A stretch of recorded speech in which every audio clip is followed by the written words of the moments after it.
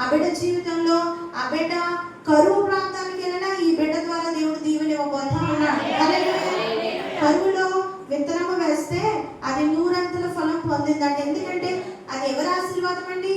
యెహోవా ఆశీర్వాదం. యెహోవా ఆశీర్వాదం. మనకు కరువు ఉందా లేముందా ఏం కాదు, నువ్వు ఎక్కడుంటే అక్కడ దీవెన, నువ్వు ఎక్కడుంటే అక్కడ ఆశీర్వాదం, నువ్వు ఎక్కడుంటే అక్కడ అభివృద్ధి, నువ్వు ఎక్కడుంటే అక్కడ మరి నిండైన దీవెన దేవుడు ఇవ్వబోతా ఉన్నాడు. ఎందుకంటే నువ్వు నీతిమంతుడు కాబట్టి, ఎందుకంటే నీకు యేసయ్య నామములో నువ్వు హెచ్చింపబడ్డావు కాబట్టి, ఎందుకంటే నువ్వు దాతృత్వముతో బీదలను ఎంతో కనికరముతో చూచావు కాబట్టి నిన్ను దేవుడు కరువులో కూడా ఆశీర్వాదకరంగా ఉంచబోతా ఉన్నాడు.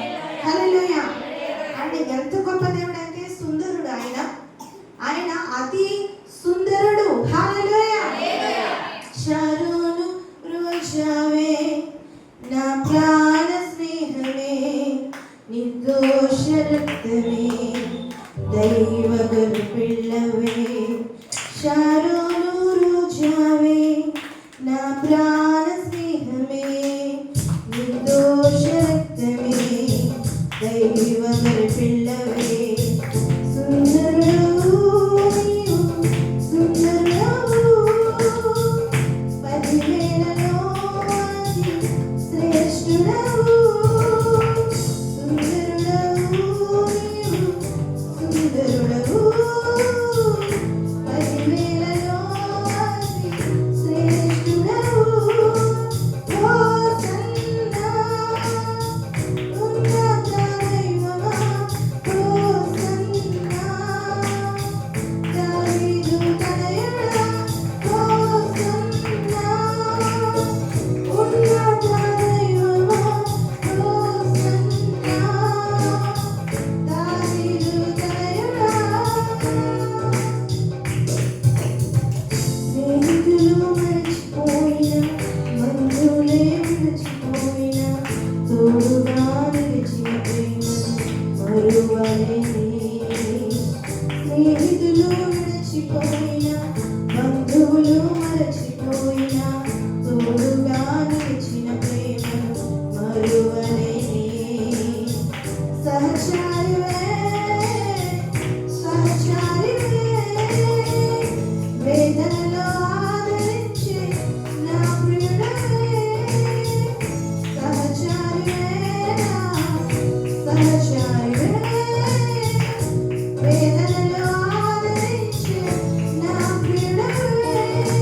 హోసన్నా ఉన్నత దైవమా, హోసన్నా దావీదు తనయుడా, హోసన్నా ఉన్నత దైవమా, హోసన్నా దావీదు తనయుడా. హల్లెలూయా.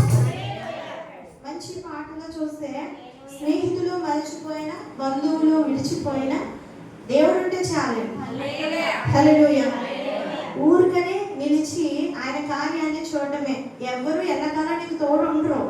దీవించేవాడు దేవుడే, ఆశీర్వదించేవాడు దేవుడే, స్థితిని మార్చేవాడు దేవుడే, పరిశుద్ధపరిచేవాడు దేవుడే, ఉన్నతమైన స్థితిలో పెట్టేవాడు దేవుడే. నువ్వు విత్తనము వేస్తే దాన్ని అభివృద్ధి చేయవాడు దేవుడే. హల్లెలూయా. కాబట్టి నీ విత్తనము బాగుండాలంటే, భవిష్యత్తులో నీ యొక్క కష్టార్జితం బాగుండాలంటే నువ్వు నీతిమంతుడిగా బ్రతకాలి. యేసయ్య నామములో నువ్వు హెచ్చింపబడాలి. నువ్వు దాతృత్వము కలిగి పేదలకు ఇచ్చే స్థితిలో దేవుడు నిన్ను ఎంచుతాడు. ఎందుకో చెప్పిన కరువులో కూడా నువ్వు సమృద్ధి చూస్తావు. హల్లెలూయా. 5వ వాగ్దానము కీర్తనలు 61వ కీర్తన 6వ వచనం. రాజులకు దీర్ఘాయువు కలుగజేయుదువు గాక, అతని సంవత్సరములు తరతరములు నిలిచిన గాక. హల్లెలూయా. ఇవన్నీ పొందుతా ఉన్నప్పుడు కావాల్సింది ఏంటండి? ఆయుష్, దీర్ఘాయుష్ దేవుడు ఇవ్వబోతా ఉన్నాడు. హల్లెలూయా. తన బిడ్డలను దేవుడు చూచే గొప్ప భాగ్యం ఆ బిడ్డకి ఇచ్చి దీర్ఘాయుష్తో దేవుడు నింపుతాడు. హల్లెలూయా. ఈ సమృద్ధి అంతా పొందడానికి మంచి ఆయుష్ ఉండాలి, మంచిగా బతకాలి. మంచిగా బతికితే దేవుడిచ్చే ఆశీర్వాదం అంతా పొందుతాం. హల్లెలూయా. నీ చెయ్యి ఎప్పుడు ఇచ్చే స్థితిలో దేవుడు ఉంచుతాడు. అది కొనసాగాలి. నీ ద్వారా అనేక మంది దీవింపబడాలంటే నువ్వు ఎంతగానో హెచ్చింపబడతా ఉన్నప్పుడు దేవుడు నిన్ను ఇంకనూ ఆశీర్వదించి దీర్ఘాయుష్ను దేవుడు ఇస్తాడు. హల్లెలూయా. దేవుడు దీవెనలతో నింపుతాడు, కృపతో నింపుతాడు. హల్లెలూయా. మరి ఇంకో మాట 6వ వాగ్దానము సామెతలు 9వ అధ్యాయము 11వ వచనం చదువుదాం.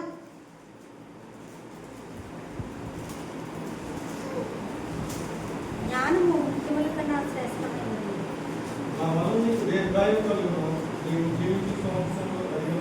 చాలమ్మా.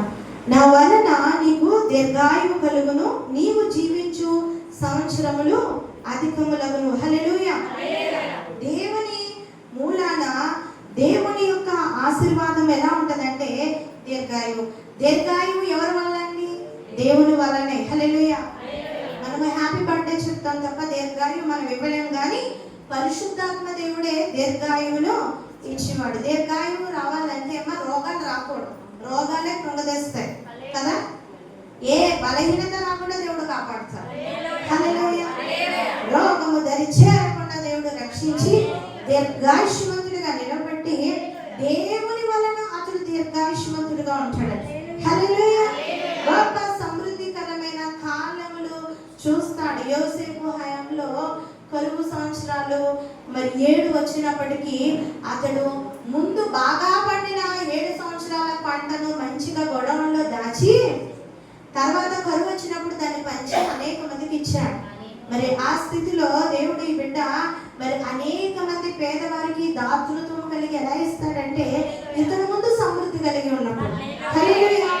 అంటే దీవెన దేవుడు ఇస్తాడు. హల్లెలూయా. ఆ సన్నిధిలో ఎలా అంట, మంచిగా ఎవరైనా పుట్టినరోజు కూడా చెప్పినప్పుడు మంచి మంచి వాగ్దానాలు వస్తాయి. మిగతా మా సంఘస్థులు అంటారు మరి మాకు అండి అంటే అందరికీ వాక్యం అందరికీ, కాకపోతే కారకుడు ఎవరో నిక్కిత్తు. హల్లెలూయా. ఎంతమంది బిడ్డలు ఉన్నారు, తల్లులు వింటా ఉన్నారు, మీకు ఇవ్వడం మరి అందరికీ ఇస్తాడు ఆయన. అందరూ అందుకే శ్రద్ధగా వినాలి. హల్లెలూయా. అందరినీ ఆయనకి దీవించడము ఎంతో ఇష్టం. కుటుంబాన్ని ఆశీర్వదించేవాడు దేవుడే. మరి నా వలన నీకు దీర్ఘాయువు కలుగును, నీవు జీవించు సంవత్సరములు అధికములగును. ఏ కీడు రాకుండగా కాపాడుము మా పిల్లలను, లోకాదుల వ్యసనముల కాకుడు లేకుండా దాచుము నీ చేతులలో. ఒలీవ మొక్కల వలెను ద్రాక్షాతీగను పోలి ఫల సంపదతోను కలకాలము జీవించ కురిపించుము నీ దీవెనలను. సమృద్ధి జీవమును సమృద్ధిగా మాకిమ్మయా. నెమ్మదిగా ఇల్లు నిమ్మలమగు మనసు నిమ్మదిలో మాకిమ్మయా. నిమ్ముగా దయచేయుము నిన్నే నిండిన అనుభవము. ఎన్నో కుటుంబాల ధన్యులుగా చేయంగా మమ్ములను బలపరచుము. దేవా కుటుంబము నీ సేవకే అంకితము. దేవా కుటుంబము నీ సేవకే అంకితము. వచనం. కాపరి మా యేసు ప్రభువే, మాకు భయం లేదు, మాకు దిగులు లేదు, లోబడి